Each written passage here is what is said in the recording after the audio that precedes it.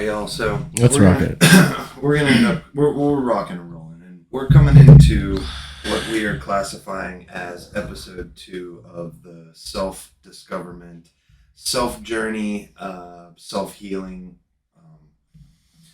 adventure that the three of us are heading on together. And today's episode is going to be tapping into the ego and the belief systems, your actual systems that you build, which would be, they're classified as your individualism, your microsystem, your mesosystem, your exosystem, and your macrosystem.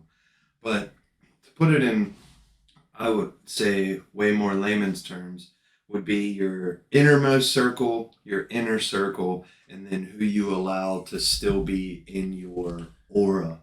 Because your aura actually, they've done studies, and I'm not exactly positive of the amount of distance, but I know and recall that your aura actually extends up to 15 feet outside of you.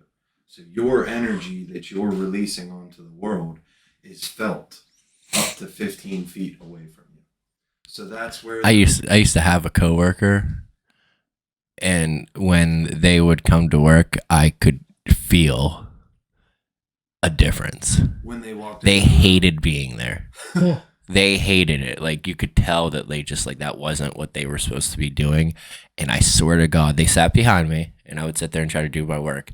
In the days they were there, I could feel the difference in the energy in the room. Like, and not even just like, oh, that person's there. It's like a little, no, there was like a distinct difference. Wow. Yeah. Like, that was the only reason, like, I believe in that. Like, you could feel it around some people, but that, like, someone so strongly against, where they were, what they want to do, and they knew it. Like, in that situation, you feel like that person is so self-aware of it, and that's why it pushes so far. Because you can be ignorant of the situation, but it felt like they were, like, so far in the know of how badly they didn't want to be in that situation, to a point where the people around them could tell. Well, that's where I wanted to drop the A-bomb to start off this conversation today. I personally have no clue how to talk to humans anymore. I really don't. I have no clue how to talk to humans. You're not very good at it to begin with. I have no clue how to communicate with people, because when you have started this, and I want to read this book because I've heard so much awesome stuff about it, but it's called The 4 Agreements.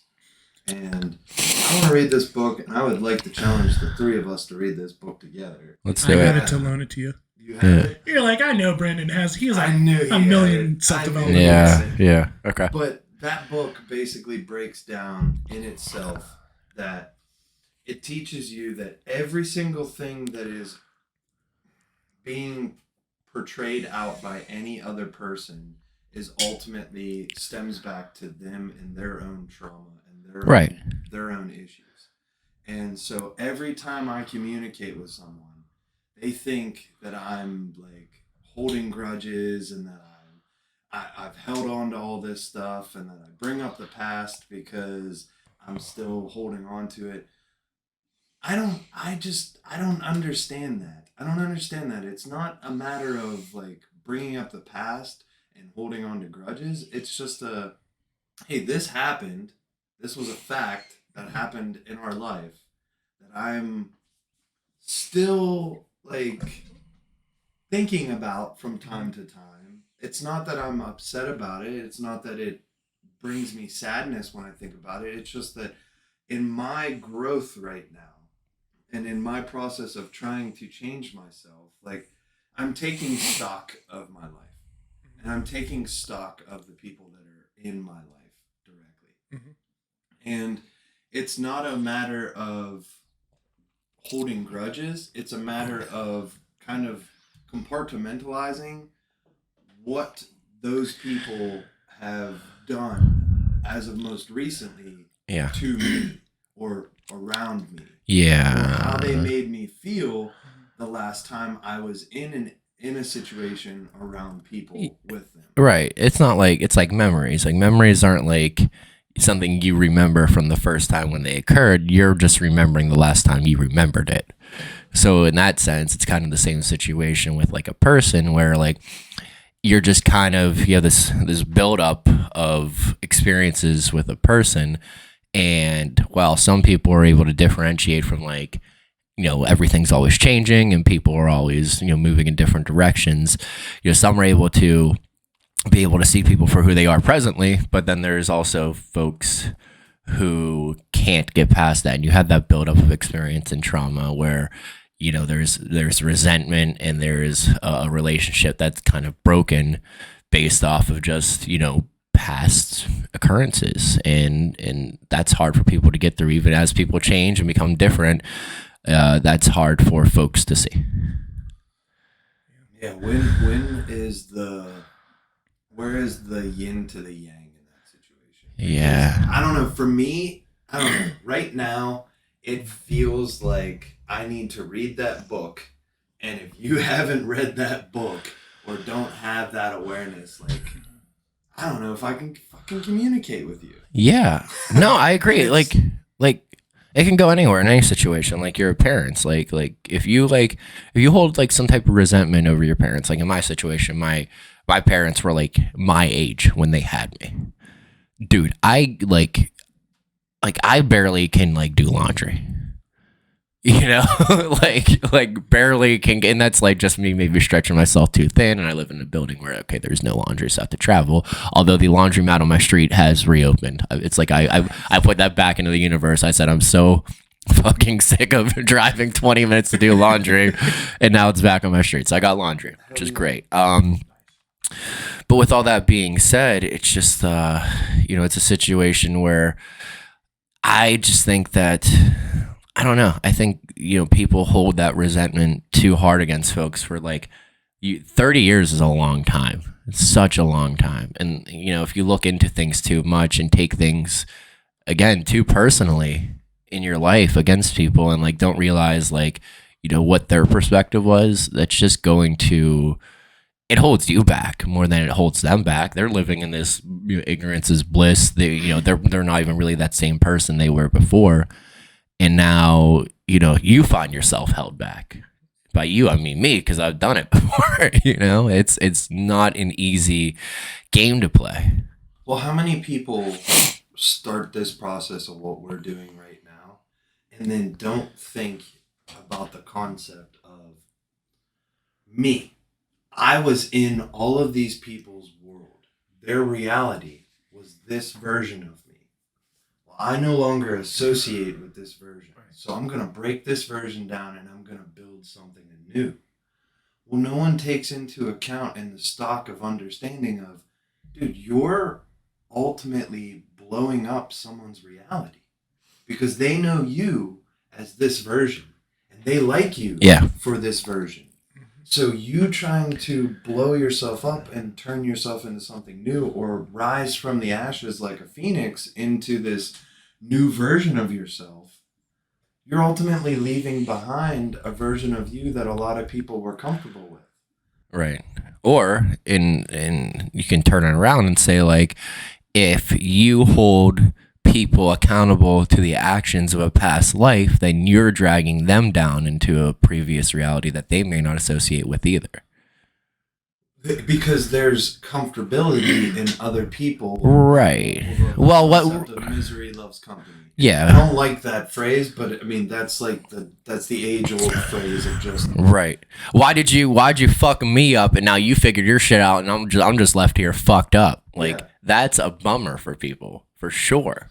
But then on the other side of that, it's just constant on the other side of this, but then on to the other side of that, and on to the other side of this. You can keep going back and forth to where it's, if there's, and Brandon was saying this before we started recording this, if there's no understanding or awareness or acceptance for change and for someone else going through that transition of, I see you, I don't understand why you're doing what you do, but I respect you for what you're doing. Yeah. I get it. But holy shit, man. For me, that's the hardest thing right now is I am not someone who is not one of these spiritual people that's I'm heading to the fifth dimension, or I'm heading to 5D, you know, fuck this 3D shit. Right. Anybody in the 3D, I totally don't associate with them anymore. No, I can't stand that concept of I'm becoming this higher vibrational person, and so you're low vibrations, you're still stuck in fear, I can't be friends with you. What the fuck? Yeah. I don't like that at all. What is the concept of that? There's no reaching your hand back to say like, hey, come up to the top of the summit with me, man. Yeah. I don't like that concept of you got to cut people off, but I definitely am learning more and more every day about this boundaries, Right. and about letting go, and about accepting that there's a version of me that people associate with, and I need to just continue to stand in my truth and do me. Because with building out these systems, and I am taking stock currently in my life. At least what I've been doing the last several years of this starting of this self journey of discovery. I'm taking stock and I'm building out these systems, because I didn't build out these systems. These systems were kind of just thrusted onto me. You know, you're thrusted into a high school, or you're thrusted into grade school, and now you got to build out something to be able to survive. So you build out this system to be able to survive those years, because you're still stuck in fight or flight, and you want to be accepted, and you want to be at least in some type of crowd. You don't want to be the person who's the complete outcast. Yeah. So you build out these systems to protect yourself, but then for me now, I'm like, I built up this amazing group of just absolute badass friends, and you guys and brothers. I have all of these like people from like high school who are just great people who I might not fully be on the same wavelength anymore, or might not be doing the same things, but they are great people. They're in themselves. So I have this absolutely epic castle that has been kind of built over these 30 years, and I'm just like, A-bomb, blow it up. Yeah. And now it's time to rebuild out that system of who's going to be there in the long run now for me, because I'm working towards this whole different atmosphere of getting out of the 9 to 5, becoming free for myself, doing it one of 3 different ways, and starting to redesign this system of who's in the most inner circle. Who is a business partner? Who's someone who I can trust? That's like the innermost circle. Yeah. Who's the people who I really like to spend time with whenever I decompress? That's my inner circle, you know? And then who's in the exosystem? All the people who I've ever met who have never wronged me in any way, shape, or form. And it's not that there is nobody in my life right now for me building out this system that is someone who I've come across, someone who I've had a relationship with, that I'm saying like they're 100% out of the system. Yeah. There's no one. There's no one. There are people who, and that's why I put the ridiculous hat on today, because for me this is a ridiculous conversation. And I'm trying to conquer the lesson of letting go. Yeah. And it's hard because like you spent 30 years building up this wall that you've never really were aware of in the first place. And now you're trying to like blow it back up. Like, think of that. Like, I think that goes into what we were trying to get to anyway, which is like the discussion of the barriers that your ego is going to create for you in your self-development. Like how proud are you, or like, I guess I should say, like, how stupid of you to be too proud to allow yourself to like take a step back to take 10 steps forward, you know? Like the people who like allow like the societal norms to say like, oh, well, you know, like, oh, just because you have to take it easy, you can't go out and you know, eat, you know, dinner at a certain restaurant, or because you're driving a shitty car or live in a tiny apartment because you see the vision of where you want to go in a year. all the way out to the macro side, like you're not playing by the game that's set up for you. You're trying to play for the long haul. So like if you have this system built up where like you're already understanding what's going on, and then you go, okay, well, like this is great, but like what else is out there?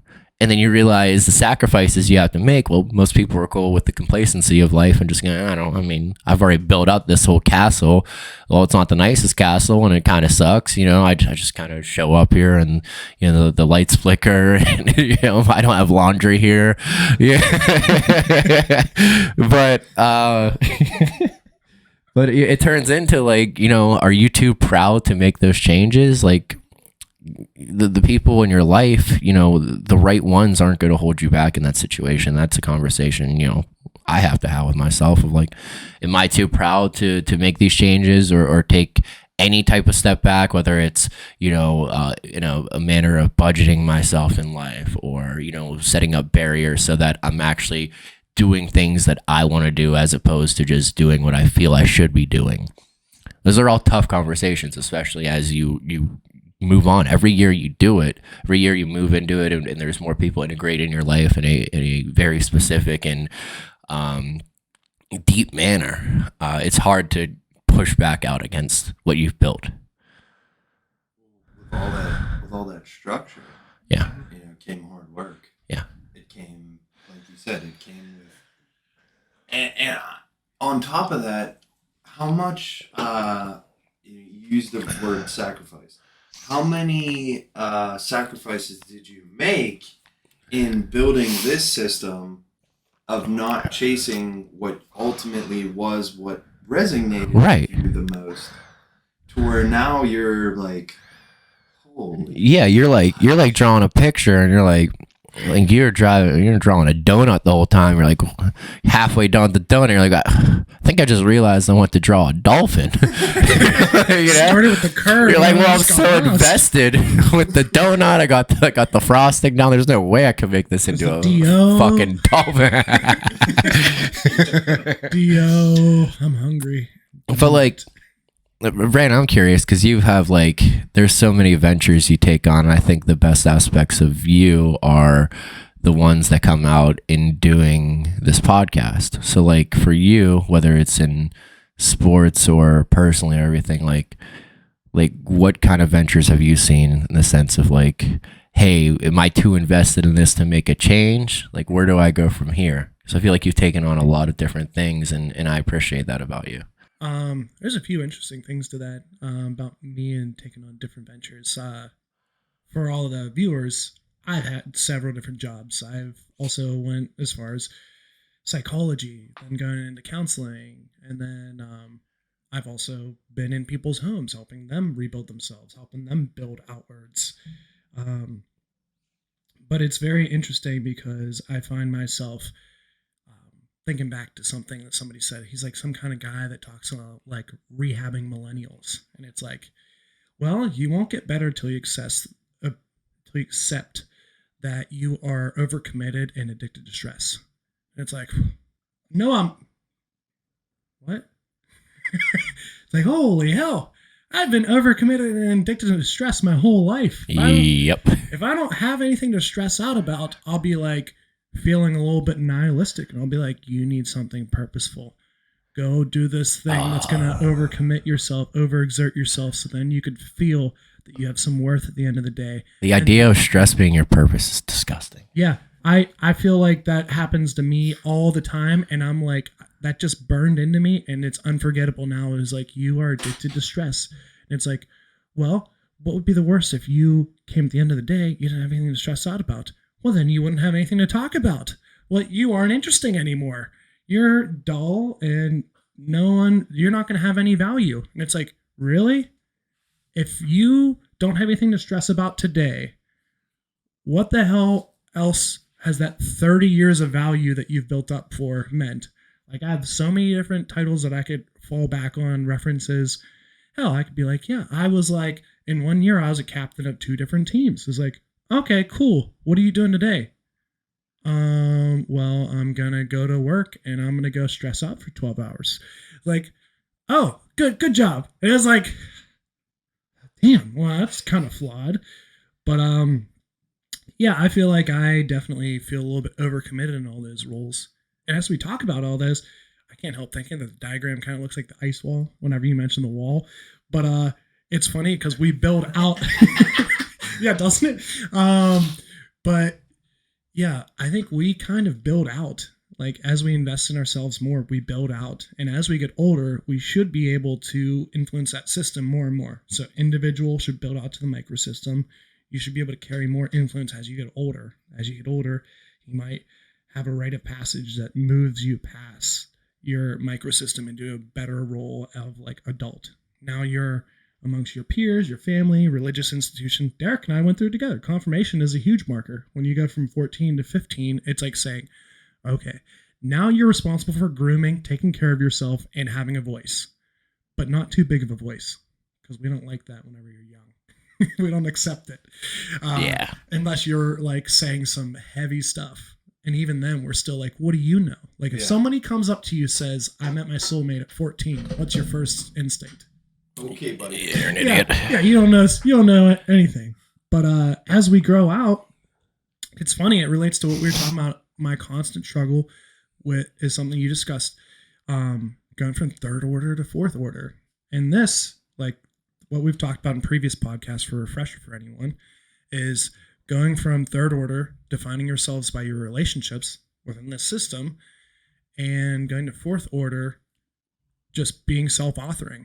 And it's so crazy because we often feel that our systems among us have to define us. And I think that this is kind of like the escape is once you accept that you are self-authoring, you're creating your own story, despite what all the circumstances around you want to tell you, want to make you. I hate being put in a box. Absolutely hate it. But once you discover like, okay, I truly am the master of my own fate. And if I really want to make changes, there's always the power and ability to do so. And I feel that for me, the struggle is I made a commitment a long time ago to be like, the world will not change you. And now as I went from like 27 to 30, I've realized that paradigm needs to change because you need to change, Brandon. One day you want to be a dad. Do you think you can be a dad right now? And I'm like, the answer is no, I can't be a dad right now. There's no way. Like, I hate doing dishes and all that stuff that sucks. Right. Like, everyone hates it, but you just got to not think and do sometimes. Either remove the feeling. Mhm. Yeah. Remove the emotion from the action. Yeah, and just go and do what you intend. Somebody told me today they have like extreme intention. Of course, he's a dad. We were talking about it before you came here. We came here about someone I met with today about discussing business and then escaping the 9 to 5. That he is well on his way. Me, I'm like telling him as we're having this conversation, like I think like I really want that, but I still need a really strong why. And I think my why is forming. I'd really love to be stay-at-home dad. I'm okay with working while at home, Yeah. but I'd love to slowly escape away from, working for an employer to being the employer. I'd really like to get to that point, and I think I need to kind of let go some of my baggage and start pretty much walking the talk. My jaw got dropped when he started talking. I have not once realized the addiction to stress Oh, yeah. until now. Well, I just had that conversation with my therapist. He's like, you ever think you just really like being stressed out? I'm like, that's so stupid. Why would you say that? He's like, well, think about it. I'm like, shit. Well, Brandon made a comment there about if I don't have any stress anymore, what will I have to talk about? What's your purpose? And I realized I've tried to walk away from stress, and I've not allowed like the typical shit of the day to really affect me a lot. Yeah. And then Anastasia always asks, why don't you have anything to talk about? Why don't you talk? You don't talk anymore. And I'm like, holy shit. That was like a wow. Yeah, no, I agree with that. I think that's like, Exactly. Coming up with a why is important, and that's the cheesiest shit in the world. Sorry, but I mean, it is. But that's okay because life can be cheesy, and that's fine. Right. There's some cheese that's in everyone's life. Everyone likes cheese, but I think with that, with that being said, I think what's a bummer is like if your purpose is just your identification with the tasks that you complete and your need to get them done, then you're not really associating with yourself at all. Like I am so bad about that. Like I associate so much with just like the roles I play and not so much with who I am, and that turns into a big old bummer for sure. Like if I'm just like, oh, I'm just the guy who works 3 jobs and runs around, that's my identifying factors are my jobs and the things I do and the things I stress out. Like, yeah, like then you can go through the motions of having things to talk about and vent because you need to. But if you stop associating with it so much and just understanding it's just a part of the bigger picture and not you, well then you can start to kind of break that down a little better. It happens for me at work all the time now. Someone will get all flustered, all pissed off, and I got pretty chapped. On Friday. I ended up leaving work early. I just left. Nice. Good. An hour early. Hell yeah.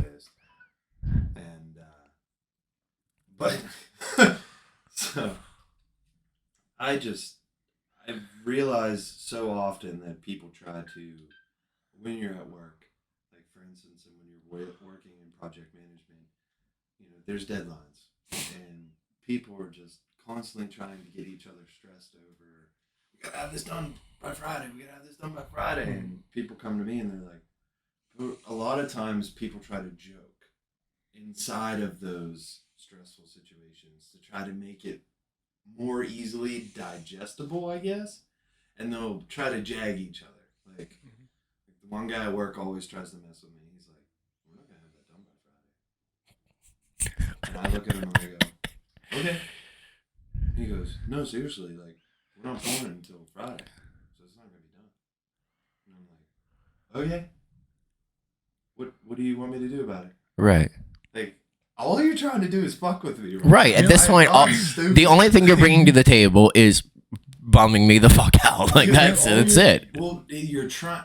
It's not that we're not going to, we're doing it tomorrow. Right. As in, this is Tuesday, and we're going to pour on Wednesday. And it's supposed to be ready for Friday to leave the shop. And they're just trying to, like, rustle each other's feathers because everyone likes to jag each other, right? And give a nice little poke of the bear and try to get someone flustered because everyone loves to see each other fucking lose their shit, right? Yeah, I'm more stable than you are. Jerry Springer fucking moments, you know what I mean? Jerry! And I had one this past week. Yeah. I had one this past week. I did too. I blew up at work. It wasn't anyone's fault, but I was pissed. It's fun. I was pissed at the guys. They fucking laughed. They made fun of me. I dropped off a part on Friday last week that needed to be done for me to be able to take it back on Tuesday. Okay? And that part was not ready on Tuesday. So on Tuesday evening, I had to go pick it up before I left work down at the other shop. And then I was going to have to wake up at 4:30 the next morning to be able to drive it out to the customer's site so that they could leave at 6 o'clock and get the hell to the damn customer's job site. So I was pissed because now my morning routine is gone. Because waking up at 4:30, I'm not waking up at 4 to do everything before I leave. So these guys are like, you seem a little frustrated. I said, yeah, Lou, I am pretty damn frustrated. Because now I gotta go deliver something tomorrow at 4:30, and my morning routine's all off. I don't get to do my morning mobility. I don't get to get on my bike before I leave, and I don't get to sit down and enjoy my damn morning tea before I fucking leave and have to come deal with you fucking assholes. And so the next day, the one kid has yet to see me like lose my fucking shit like that, right? Has yet to see that in the 2 years that he's been working there, right? In the 2 years that I've been working there. The next morning I roll in and he goes, did you get to do your morning mobility? And I said, fuck you, Sean. Oh, and he goes, I have not seen you once like that. He goes, I was holding back, like, laughing because I thought you were joking yesterday. Like, I have not seen you once, like, lose your cool here at all. Like, you're always just go with the flow, deal with the situation. And that's normally how I am now because of these systems that I'm building out of not allowing, stress and foolish, like, things to negatively affect me or bring me down to a different vibration or bring me down to a different thought process, So yeah, it was absolutely hilarious. The other dude comes around, Luke came around the corner and he goes, "Did you get your tea this morning?" Like an asshole. Oh, so fun. But I have those jokes with those guys now. Like you can laugh about this stuff, and it's funny. Like we laughed about it for the next 2 days. Like they're like, "So how good is that tea? How good is that tea that you were losing your shit over because you weren't gonna get to sit down and drink your tea before you came in?" Yeah. Don't knock it till you try it. I can't make tea as nice at work. And it doesn't taste as good. It's never as good. Tea. No, it doesn't taste as good as it when you're at home. So, I take the tea with me to work, but I can't get hot enough water at work right now. We're building out a new kitchen. It's going to be sweet. I think they're putting in a whole smoothie blender bar for me. Yeah. Wow. Yeah, like a whole thing. Yeah, wow. They're investing hard, dude. They're invested hard in you. But they crack up at all the smoothies. You have a bar. Derek said it. He goes, and I told the one guy I work with, I go, my buddy, he's like, "How many smoothies do you make like a day?" Because I make like a half gallon. Oh yeah, you've moved on from the blend jet. I moved on from doing the blend jet at work every day. I just make a half gallon mason jar and I take that in with me to work. Wow.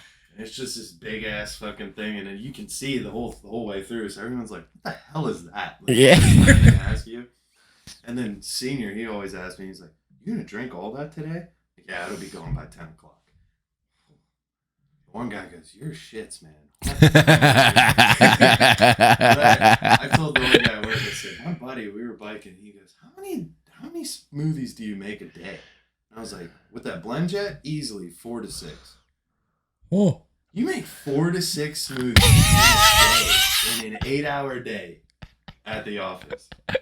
You have to look like a psycho. Like name another thing you do at work 4 to 6 times a day. Take a piss. I got a long shift. Too. Yeah, now imagine every time you go to piss, you make a smoothie. They'd be like, "What the hell? Like you got to get back and keep making parts. Yeah, dude. You've been leaving your machine too long." Oh man. So starting to build up this, recognizing your ego and starting to build up this system and putting together those foundations, how do they impact? Like, how does the building of the ego, understanding of the ego, and then starting to conform this narrative for yourself affect the relationships that you have? Yeah, that's hard too. Especially you think in personal life, like you kind of like you do have to hold yourself accountable too. You can't just let the wheels fall off if you're trying to break down who you are in the pursuit to become a higher self. Then like you also can't let the wheels fall off from the foundation you've built already. There's people invested in you too, and I don't think there is too much of a need to feel like related to your job, but the people who are close to you, like there is an expectation built, and there is something where I think you really need to communicate to those people as you're going through that rebuild, right? Because if my girlfriend sees me trying to make changes, that's great. But if like there are changes that involve a step back to move forward, and I'm not really relaying what the end goal is or what I'm hoping to accomplish, well then it could just look like I'm having a mental breakdown. Like it's odd, but like if you're just somebody that people know, and that could be anyone. Like I think my girlfriend's easy because or any of our significant others are easy because those are the people you spend the most time with, and those are the deeper connections in your life. But I think that from an outside perspective, like your parents who you might not see as often, or siblings or coworkers, or who kind of just see the outside picture, like, is there still an accountability to like make sure like you're still living up to the portrayal as you change? Like it's a weird picture because there is investment in you and in other people. That's right where I feel like Yeah. where How do you juggle that? How do you put together the situation of, I don't want to be this person anymore, but there's so many people who know me as this person. Right. And it's not that I have any resentment towards myself for being. There's nothing wrong with who you are now. Right. Right. You've come this far. And it's so hard, I think, for people to just, I don't know. I think if people haven't even started this concept of self-discovery and actually understanding the concept of this and starting to put together, because I'm not gonna sit here and say I know what the fudge I'm talking about. I don't. I'm in the process of this. And that's why I love that we get together and we have these conversations, because we start to unlock new stuff of each other. So it's not that we're sitting here and I'm this freaking expert of how Right. to make this happen and how to do this and whatnot. But I don't, like I said, I truly don't know yet how to juggle this concept of keeping people in your life who see you as a certain version Right. while you're trying to build the new version. Yeah. I mean, they've gotten you this far. So is there accountability to be had, or is it just that you maybe, as you continue to level up in your life, like you have those, hard discussions with yourself? Like, I think that, we have a safe place with each other in the sense that like, we hold each other accountable, but also understand that there's room for growth and change and an understanding of what comes with that. But, can that be said for everybody in your life? And if not, then like you said, you can't just, there's no, putting your hand out and saving someone off the cliff as far as, Pushing your hand forward. right, exactly. So what accountability do you have towards someone like that who, if anything, it's either, well, I want to go this direction, but you're just stuck here. So if I choose to keep you in my life, then I'm just pretty much accepting that growth as far as at least our relationship goes is just going to go nowhere. Right. And so it's, oh man, Snoop Dogg said it best in '94. Love Snoop. Go ahead. But Snoop Dogg's has a pretty famous phrase of, you level yourself up. It's not, if you bring yourself back down to this level, like the gap that you create with your homies or with whoever, they have to bring themselves up to your level. Because if you bring yourself back down, then you've lost. Yeah. So where is that respect and understanding? And I don't know, man. It's so hard to sit here and want to be this like spiritual person who loves everybody and is all about love and embodiment of love and the understanding for all and awareness. And then you're like, I don't know if this person's ever going to get it. And if I keep this person in my life, am I accepting defeat? Yeah. I guess that's where the barriers come up too, is like being okay with setting barriers in a situation where, that person could be in your life, but you're like, cool, but I'm not going to fall back into, the hole I've been sucked into before. And that's being said, I think we're all just talking about imaginary people, but realistically, there's some thought to like, what role do you have in play there? Like you're kind of being put in a situation where you're also accepting that role too. Like it's a two-way agreement. Like if you feel that someone is pulling you down as far as your self-discovering journey goes, then that's cool. But you've also made that agreement with yourself to allow them to play that role in your life. So is it just a matter of accepting the pain that is ultimately going to come with that situation? Yeah, unfortunately, life is complete suffering, and the sooner you accept it, there's freedom that comes with that. So, like, yeah, I think that's a conversation that So if you're I've had with myself too. Is like it's freeing, where like you can just go like, yeah, this like life isn't easy, and it's always changing, and there is just as much suffering as there is bliss, and accepting just what it is going to serve you a lot better than ignoring it. I think there's a really good point to that too. There's somebody said recently that if you're not feeling the imposter effect in your job or whatever you're doing, that things are like difficult and you're like, I'm a fraud, I can't do it, then you're not challenging yourself. Like then you're not living up to what you should be. So you should be experiencing those things. And if you are, then great, that's exactly where you should be. If you're not, you're probably not pushing yourself. And I think Paul Walker, before he passed, he had something to say about work and that he got to go to work every day and that it's a privilege and that someone somewhere else in the world would kill to have that opportunity that you have. So I think that goes hand in hand with what we're saying about self-development, that other people would kill for the knowledge that we have and the access, maybe great parents, great friends, but they're somewhere else. We'll just they're in Timbuktu. And they're just like, I would kill to have great people around me. Maybe they're in a town where there's a bunch of people, like we remember that African children thing where people are coming by, they're recruiting kids to make them part of the army. Yeah. Like, there's people who would die for the opportunities that we have. And I think if we're challenging ourselves and things are uncomfortable, I think that's probably right where we should be. And if there's anything to learn from it, it's going to teach you something about yourself. And in my job right now, I have to essentially, in order to learn how to do it right, basically make a manual. Basically make my own manual. The manuals that they will have for me are going to look like I have dyslexia trying to read it.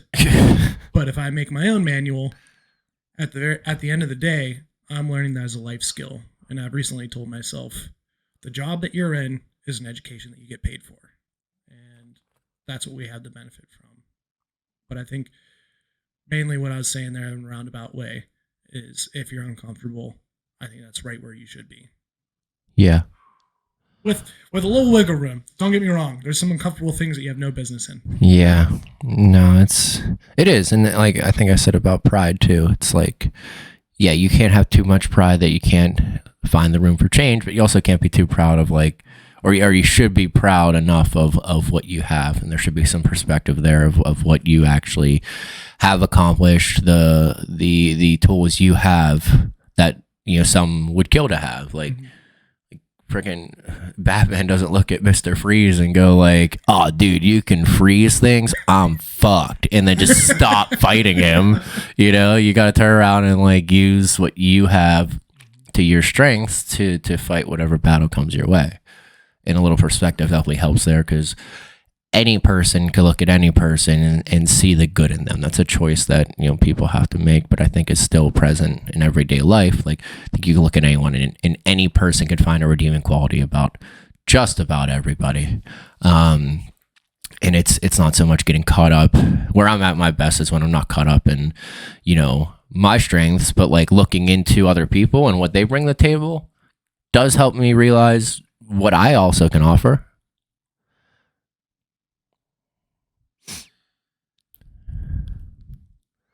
Journaling and building that self up, I think, is what I'm starting to really realize is going to ultimately be the best tool in your back pocket. Yeah. Because if you can't have the conversations with yourself, and if you can't have the acceptance, or you don't have the awareness, or that, then all of this is going to be murky waters. Yeah. In my opinion. Yeah, and like the inventory check, like you talked about too, like it's kind of the same thing. Is like, I think we talked about last week. Like, how do you know where you stand or how far you've come if you can't take inventory on it?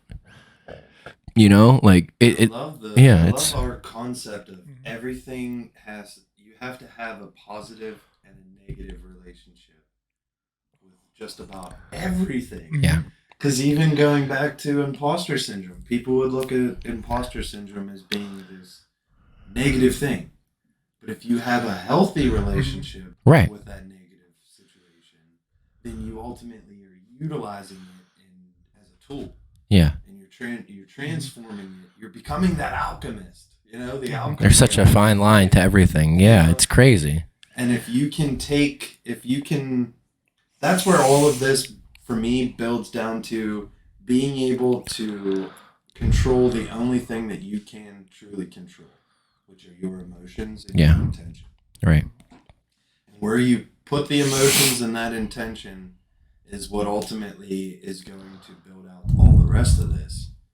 But if you don't have that, you know, I feel like that's the golden axe. Like that's the piece, that's the tool that you're not gonna win without.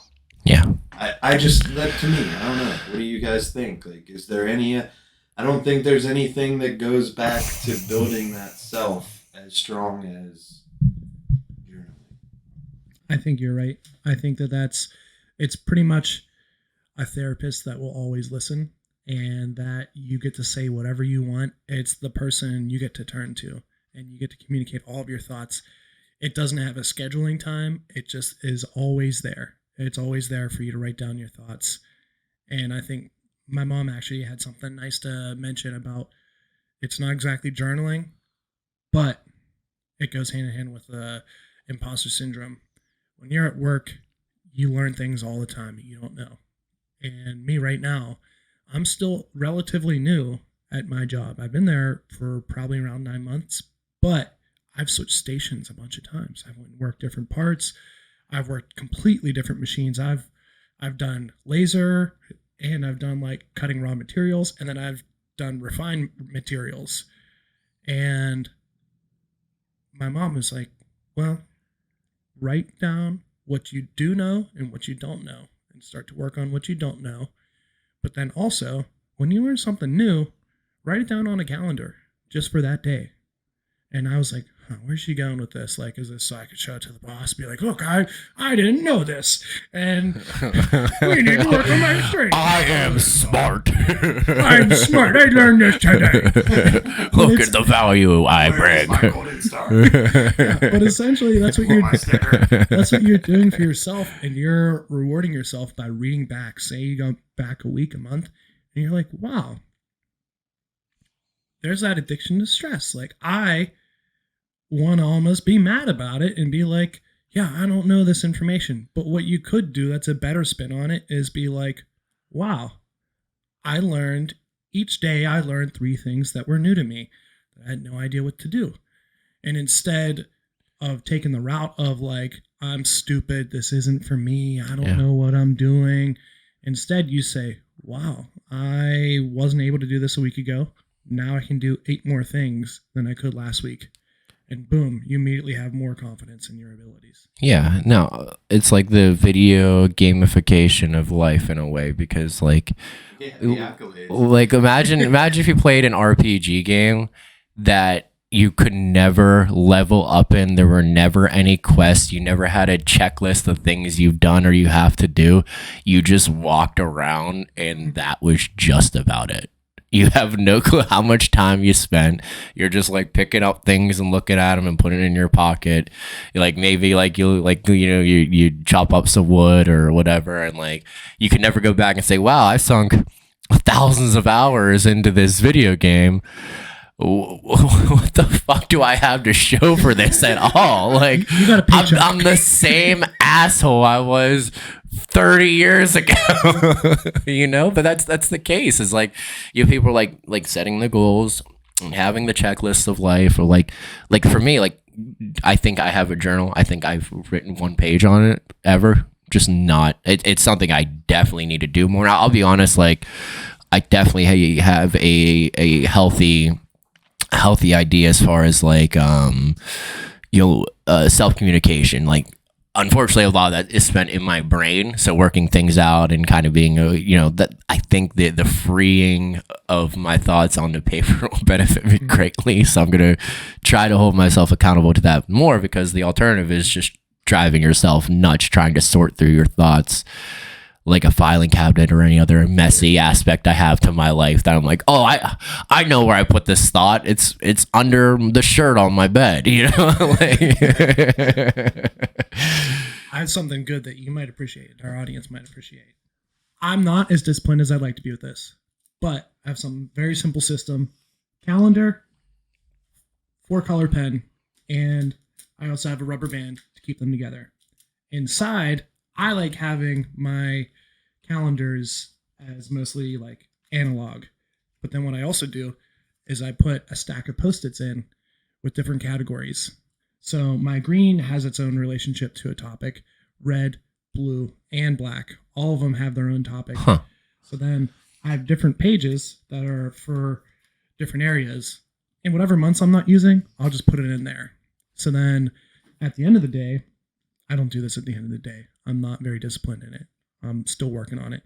But I put this in my bigger journal. So this is always portable. So somebody today, they told me about the book called The Gap of the Gain. And they also told me about the book Discipline Equals Freedom. And they told me about Warren Buffett's like 5 priorities. Write down 25 things you'd like to accomplish. I heard this before, so I knew where it was going. But then, all right, now take the 20 that are underneath the 5 and throw them in the garbage. Now you have 5 priorities. Yeah. What are they? Everything you do is based on those 5 priorities. And I was like, yeah. It's a shame that didn't stick the first time I read it. I was like, you better write that down.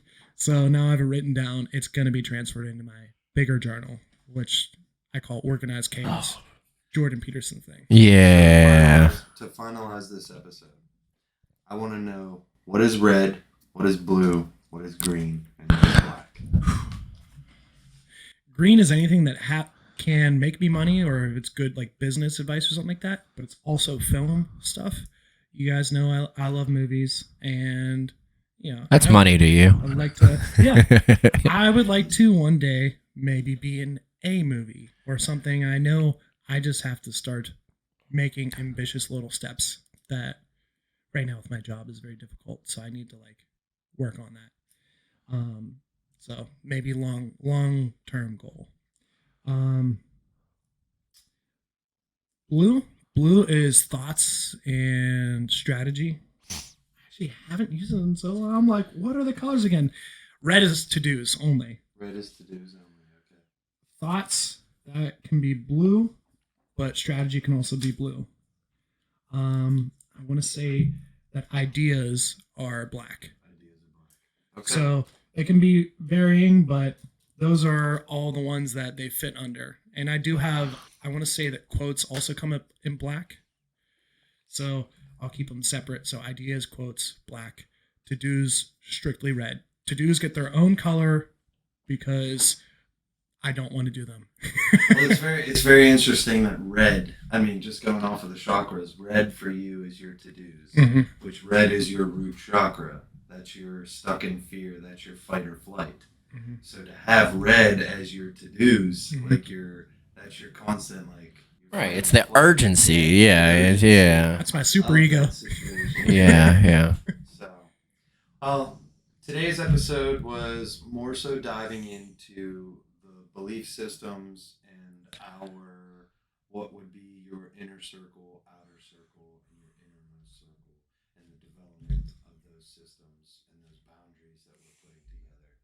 We started to slowly dive into what we feel is the beginning of that process, or also personally for myself, I'm still learning this process, this lesson of letting go. And letting go is really, when you build up this massive system, this massive castle, and you've built up this, there's nothing wrong with it. There's nothing. But it's not what you want anymore. Now you gotta let go of all that. And that, to me, is where I'm sitting in. And it's tough. Yeah. This lesson has been reoccurring for 3 years now for me. Yeah. I'm not accomplishing it. I am going to. Well, I mean, you're not. I don't think you have a choice if it's just reoccurring and you're just still sitting there. I'm not sure that you have a choice but to go down that road. Yeah, and that's what I'm currently working on. That's my biggest battle right now. Yeah. We definitely shared what would be some of our biggest battles in this episode of what we're dealing with this situation right now, and that was episode 2 of the self journey, self discovery mini series that we've put together. That was your belief systems and your cognitive behavioral paradigm. As always, don't trust us, trust yourself. That's what Dismount stands for. It stands for building that awareness and building that discernment. So, we love y'all. We'll see you next time. I'll let these guys share anything if they want to on our way out here. Just want to say thank you, everyone, for joining us. And it's been a pleasure talking with you guys. Love what you guys have to say. And we'll start to get ready for the next episode, which will be on sense of self and social identity. CN's down, goal lot 1A tomorrow morning around 9:30 a.m. I'm gonna be fucking blackout drunk. Go Steelers. Thank you, guys.